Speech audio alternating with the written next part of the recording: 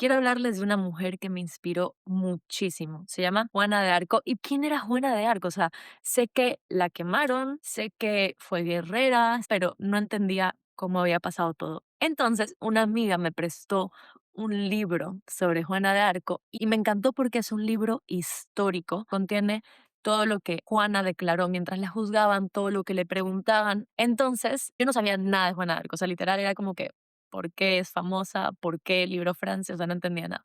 Entonces le voy a explicar por qué me voló la cabeza, o sea, de repente se convirtió en mi santa favorita, o sea, es como, creo que no hay mujer más grande que Juana de Arco después de la Virgen María, realmente me parece una mujer espectacular y van a descubrir por qué en este video. Ahora sí, puede que tú no creas en Dios, pero hay unos hechos, ¿ok? Juana fue quemada, Juana fue juzgada y Juana coronó al rey Delfín como rey de Francia. Ok, esos son hechos. ¿Cómo una niña campesina que no sabía leer hizo esto? O sea, para mí, si tú no crees en Dios, después de escuchar la historia de Juan Arco, tienes que creer en Dios porque es imposible que una niña de 16 años haya liberado Francia. O sea, es imposible. Y una niña que no sabía leer, que no sabía nada sobre estrategia militar. Entonces, les voy a contar exactamente cómo pasó. A los 13 años, a Juana se le aparece el ángel Miguel, ¿ok? Y le dice, yo soy Miguel, el protector de Francia. Juana, es necesario vivir de otro modo y cumplir actos sorprendentes, pues tú eres aquella que ha elegido el Rey del Cielo para cumplir la reparación del reino de Francia y para dar ayuda y protección al delfín Carlos, expulsado de su dominio. Te vestirás de hombre y tomando las armas serás jefe de guerra.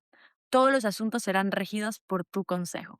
Es importante que ustedes entiendan, antes de seguir, que Francia en esa época estaba totalmente dividida. Estaban en la guerra de los 100 años con Inglaterra. O sea, los ingleses llevaban invadiendo y atacando Francia durante 100 años y hicieran lo que hicieran, no podían detener esta guerra. Y ahí entra Juana de Arco. Una cosa también importante a saber es que después de que el ángel le anunció que ella iba a salvar a Francia, después ella empezó a escuchar unas voces, ¿ok? Y esas voces son las que la iban a guiar durante todo su recorrido. Esas voces la iban a preparar para su misión. Esas voces eran las de dos santas, que eran dos vírgenes que fueron también mártires. Una se llamaba Santa Catalina de Alejandría y otra Santa María de Antioquía. Y las voces la iban guiando y le iban enseñando cosas.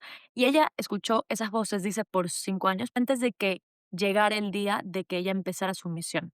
Esto me hace pensar a mí en lo impaciente que soy. Es como que imagínate estar escuchando, tú vas a salvar a Francia, tú vas a salvar a Francia, pero como que no sabes exactamente cuándo va a ser y estás ahí. Pero bueno, la cosa es que cuando ella recibió el anuncio del ángel de que iba a salvar a Francia, ella decidió consagrar su virginidad a Dios. Entonces decidió ser virgen. De hecho, ella había sido prometida y ella rechazó a ese prometido porque ella tenía la misión de salvar a Francia. Hay un detalle súper importante y es que habían profecías de que una virgen iba a salvar a Francia. Habían dos profecías, una de Merlín que decía, vendrá una virgen que cabalgará contra los arqueros y conservará secreta la flor de la virginidad. Francia se perderá por una mujer y que enseguida se recuperará por una virgen. Dicen que se perderá por una mujer porque la reina, la mamá de Delfín que lo destronó y dividió Francia, una cosa así, o sea, esta reina separó Francia cuando destituyó a Delfín de su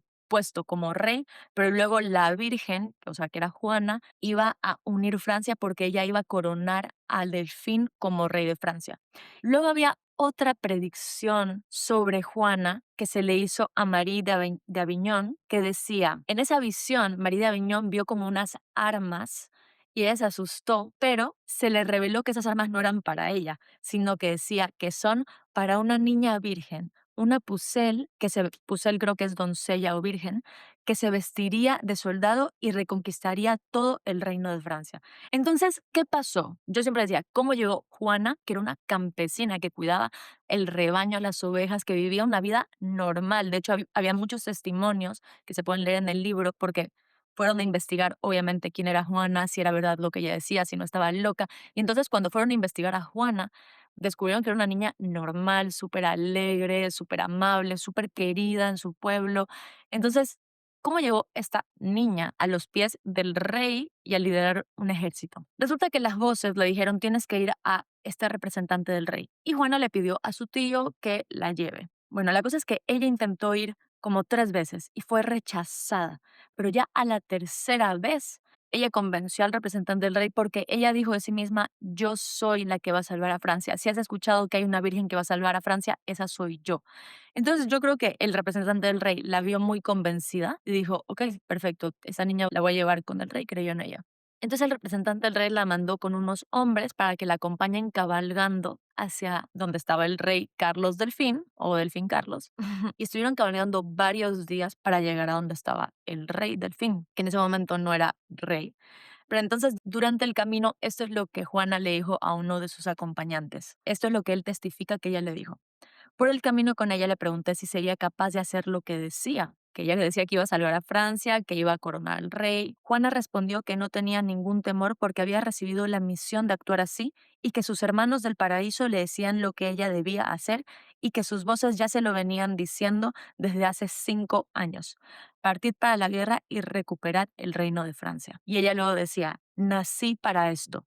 Mi Señor me puso en este camino, Él me marcará mi camino. Y de hecho, ella decía que si no estuviese segura que Dios comandaba sus acciones, preferiría cuidar a sus ovejas en lugar de exponernos a tales peligros. Una cosa importante de Juana de Arco es que ella guardó su pureza en todo momento. Ella estaba constantemente rodeada de hombres, pero en ningún momento perdió su pureza, su castidad. De hecho, hay una declaración de un soldado que resaltaba cómo la pureza de la pastorcita golpeaba hasta los hombres más rudos. Escuchen. En el ejército, ella estaba siempre con los soldados y escuché decir por muchos del entorno de Juana que jamás tuvieron deseos por ella. Es decir, a veces ellos tuvieron una voluntad carnal, pero sin embargo jamás osaron dejarse llevar por esto, pues creían que no era posible requerirla. Y a menudo cuando los soldados hablaban entre ellos sobre pecados carnales y decían palabras que podían excitar la voluptuosidad, en cuanto la veían o ella se aproximaba, no podían hablar más y enseguida frenaban sus arrebatos carnales.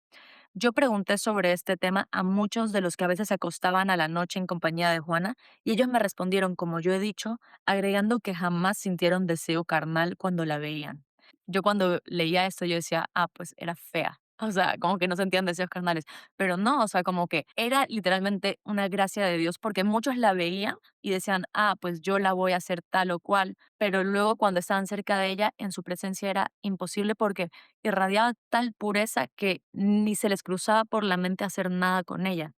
Entonces, Juana viaja de donde está el representante del rey a ver a Delfín, porque Delfín tenía que darle hombres y armas para poder ir y hacer lo que ella tenía que hacer. Entonces va donde Delfín y me encanta esta historia porque, ok, Juana llega a una sala donde habían como 300 hombres, ok, y Delfín sabía que ella iba a llegar a verla. Entonces Delfín, como no confiaba en ella, en la corte nadie confiaba en Juana, era como que esta loca va a venir a verme, pero bueno, la cosa es que Delfín decide esconderse. Entonces, cuando escucharon que Juana venía, Delfín, el rey, se esconde y ponen a otro en el trono de él. Entonces Juana entra con sus hombres, ve a la persona que está sentada en el trono y le dice, este no es Delfín, o sea, este no es mi rey. Ojo, esta época no era como hoy que hay Instagram y tú puedes reconocer a la gente por la cara. Ella nunca había visto una foto de Delfín, ¿ok? Pero ella decía que sus voces le ayudaban a reconocerlo. Entonces ella vio a este primer hombre que era un impostor y dijo, este no es Delfín. Luego dijeron, ah, ok, jaja, era broma, era broma. Y cogieron a otro que estaba súper bien vestido de la corte y dijeron, él es tu rey, él es Delfín. Ella lo vio y dijo, no, él no es Delfín. Entonces ya hubo como demasiado escándalo en la sala porque todos decían, wow, no, como que no se deja engañar esta mujer, esta niña. Y entonces Delfín, porque escuchó el alboroto, salió y él estaba vestido como con ropas súper humildes, como que disfrazado para que no la reconociera. Y cuando ella lo vio, apenas lo vio, se acercó a él y se arrodilló. Y le dijo, tú eres mi rey. Y él le dijo, no, no, yo no soy tu rey, te estás equivocando, es él. Y ella ni siquiera volteó a ver lo que le decía. Ella dijo, no, tú eres mi rey porque sus voces le habían dicho, él es mi rey. Entonces él ahí como que quedó sorprendido, pero todavía no confiaba en ella al 100%. Entonces lo que hizo que él confíe en ella fue que ella se fue aparte con él y ella le dijo, tú le pediste a Dios 3 cosas cuando estabas rezando en esta capilla este día. Si yo te digo cuáles son esas 3 cosas, tú vas a confiar en mí. Y él le dijo, ok.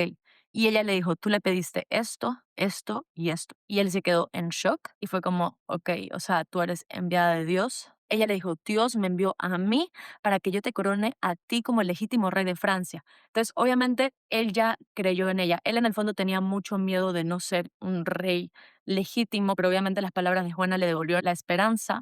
Entonces él decidió confiar en ella, además por todo lo que le reveló de sus oraciones.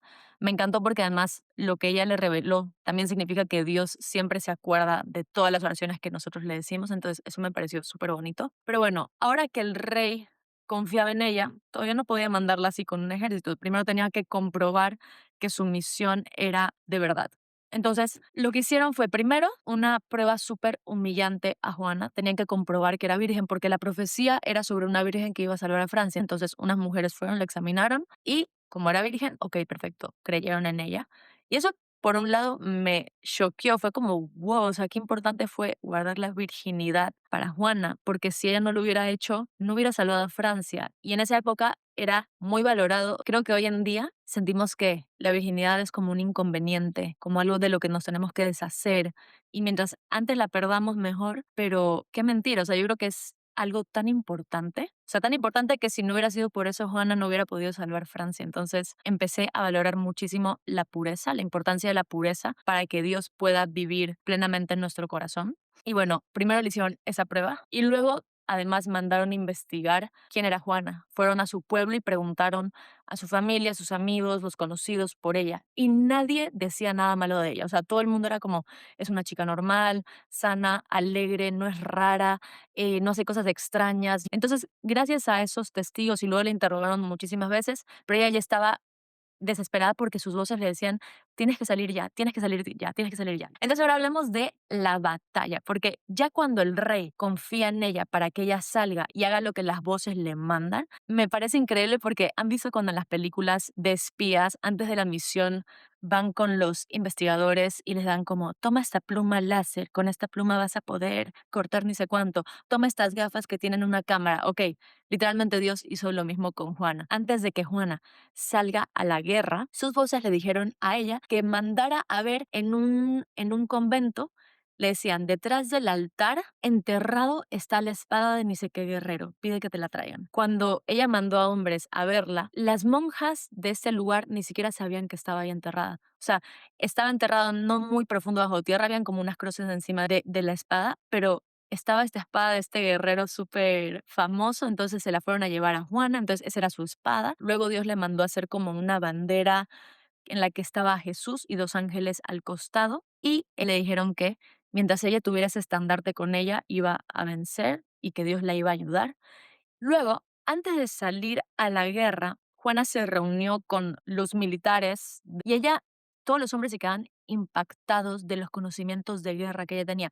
Cabe recalcar que en esa época no había YouTube, ella no sabía leer, entonces no es que podía buscar en algún lugar estrategias de guerra, no, o sea, eso fue como literal ciencia del Espíritu Santo que le dio y decía, Carlos VII tuvo numerosas entrevistas con la Pucelle, o sea, con Juana. En ellas primero fue encantado, luego admirado, después deslumbrado por la extensión y la precisión de sus opiniones sobre todos los temas, descubriendo en esta niña una sabiduría y una ciencia que él no había encontrado jamás entre ninguno de sus mejores consejeros. Ella le expuso con una firme convicción, basada sobre el más seguro razonamiento, como el territorio francés iba a ser liberado del invasor. Todos los capitanes del ejército están ahí rodeándola. Ella hizo poner delante suyo una mesa sobre la cual se desplegó un gran mapa de Francia. Sus deducciones se apoyaban sobre un profundo conocimiento de la ciencia militar, del comportamiento de las tropas de guerra, del combate y de la manera de dirigirlo. El monarca acabó por preguntarse si realmente no estaba en presencia de un verdadero genio. Evidentemente solo Dios había podido inspirarla, como por otra parte, ella no cesaba de afirmárselo. O sea, ella constantemente decía, Dios me inspira, y ellos podían verlo porque es imposible que una niña de 16 años sepa estas cosas que los más grandes militares no habían podido hacer hasta ese momento. Entonces, bueno, no voy a narrar todo lo que ella hizo, porque obviamente hizo demasiadas hazañas. De repente, Francia empezó a ganar todas las batallas, recuperaron Orleans, que había estado acechada por los ingleses por muchísimo tiempo. Una historia que me fascinó es que yo dije, ¿qué mujer es esto? O sea, es que literalmente Dios estaba actuando a través de ella. Es que para ganar Orleans, bueno, Para ganar Orleans tuvieron que ganar muchas batallas, pero al principio el ejército no confiaba tanto en Juana porque es una niña. Entonces, imagínense que ella decía, ok, ahora lo que tenemos que hacer es ABC. Y el ejército decía, ¿por qué vamos a hacer ABC? Esa es la ruta más difícil. Tenemos que ir por esta ruta que es YYZ porque ahí está más fácil y nosotros sabemos, ya tenemos experiencia de que esto es lo mejor que hay que hacer. Bueno, entonces ellos desobedecían a Juana, se iban a la ruta que ella no les decía y cuando hacían eso perdían las guerras y Juana en una de esas intervino, les dijo, ¿qué hacen? Tienen que hacerme caso, ustedes no pueden hacer lo que se les dé la gana. Y entonces dijo que no cunde el pánico. Entonces hizo, justamente en esta batalla que ellas estaban perdiendo, estaban cerca de un río. Entonces ella hizo un milagro, hizo que el viento cambie de dirección y que la corriente de agua suba para que su ejército gane. Entonces cuando sus soldados vieron eso, fue como que, wow, o sea, ok, empezaron a confiar en ella porque hacía muchos milagros en el campo de batalla. Entonces recuperó Orleans, que fue un milagrote, y luego, como ella dijo que iba a hacer, llevó al rey Delfín a Reims y lo coronó ahí como rey. Primero, el rey coronó a Juana como reina, porque ella se lo pidió, coróname a mí como reina. Ella fue reina. Luego, ella, siendo reina, coronó a Jesús como rey de Francia. Y luego, Jesús, como rey de Francia, coronó al rey Delfín como rey de Francia. Estaba hablando con una amiga que es evangélica y decía, no, porque las voces de Juana, ¿cómo sabes que no eran el demonio? Bueno, porque si fueran del demonio, no pondrías a Jesús en el centro de todo. Una cosa que me encantó de Juana es que ella no permitía a sus hombres del ejército pecar al frente de ella. O sea, ellos antes de salir en batalla tenían que estar confesados, estar en estado de gracia, no podían emborracharse, no podían traer a mujeres, o sea, tenían que como que vivir una vida cristiana coherente dentro del ejército. Juana tuvo 3 años de vida pública, igual que Jesús. Luego fue traicionada, fue capturada por los ingleses y los ingleses la querían quemar porque decían que era una bruja, una hereje, o sea, habían una lista increíble de insultos y mentiras hacia ella. El proceso de los ingleses contra Juana fue súper injusto. Primero, ella estuvo 7 meses en prisión con la misma ropa, no le permitieron cambiarse de ropa, estuvo siempre encadenada, o sea, en ningún momento le quitaron las cadenas, imagínate dormir con cadenas. Y luego otra de las cosas terribles que le hacían los ingleses es que no la llevaron a una prisión eclesiástica donde iba a estar como bien cuidada, sino que estaba en la prisión de sus enemigos y además estaba con guardias que constantemente intentaban abusar de ella. Por eso ella no se quitaba la ropa de hombre, porque tenía miedo que abusen de ella. O sea, ella protegió su virginidad y su castidad hasta el final. Y de hecho fue por eso que la quemaron, por usar ropa de hombres.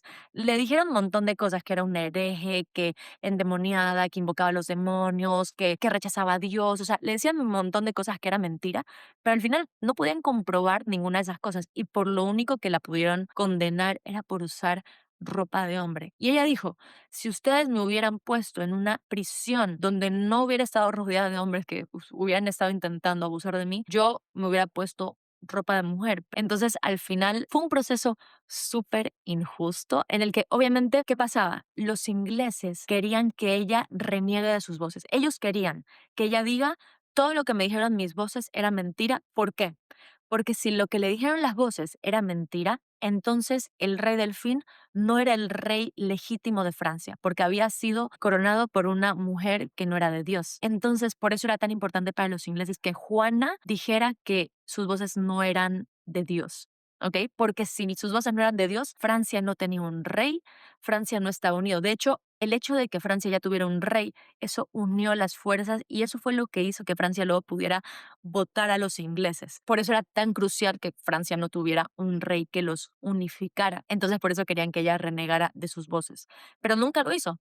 Nunca renegó de sus voces. Hay relatos que dicen que ella, porque estaba asustada del fuego, dijo, no, era mentira todo, era mentira, no, pero es mentira. Esa es una leyenda que se dice, pero Juana nunca renegó de sus voces. Aquí hay un montón de testimonios que lo confirman. Ella hasta el final, incluso cuando le estaban quemando, dijo, todo era verdad, Jesús me mandó, de hecho se los voy a leer. Mientras la estaban quemando, ella no paró de gritar hasta el final, Jesús, Jesús, no soy ni hereje ni cismática, oh Virgen María, San Miguel, Santa Catalina, Jesús, mis voces son verdaderamente de Dios. Todo lo que he hecho lo hice por orden de Dios. Mis voces no me han engañado. Las revelaciones que he tenido venían de Dios. Entonces ella hasta el final y dicen que lo último que gritó fue Jesús. Algo que me sorprende fue que ella al final perdonó a los ingleses que le estaban quemando. A mí me sorprendió porque mientras yo leía la parte final del libro, yo me hervía la sangre por todas las injusticias que le hicieron. Eran demasiado injustas, o sea, no se pueden imaginar. Pero ella al final los perdonó y uno de los carceleros decía que cuando él la estaba sacando para que vaya a ser quemada, decía que nunca había visto a alguien salir para ser quemado con tanta paz, con tanta serenidad. Bueno, finalmente, gracias a Juana de Arco se salvó Francia, aunque ella fue quemada. La verdad que me parece un ejemplo heroico, me parece una santa espectacular y quería compartirlo, o sea, me gustó tanto que dije, tengo que compartir la vida de esta mujer. No sé si le hice justicia con todo lo que expliqué, pero espero al menos haberles picado la curiosidad. Y si ustedes quieren saber más, porque hay demasiados detalles que no dije, les recomiendo que lean el libro, que es increíble. Y sí, espero que les haya gustado. Un abrazo.